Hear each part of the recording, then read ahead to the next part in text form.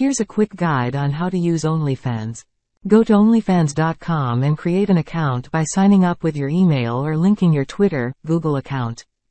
Customize your profile by adding a profile picture, cover photo, bio, and any relevant links. Set your subscription price if you plan to charge for content.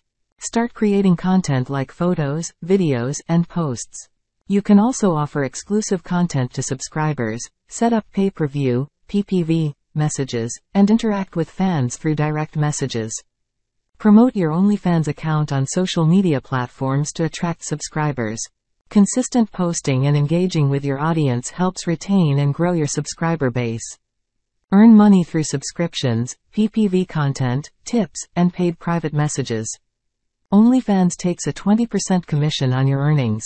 Set up your payment method, bank account, PayPal, etc., and withdraw your earnings. Withdrawals can be scheduled weekly, bi-weekly, or monthly depending on your preference.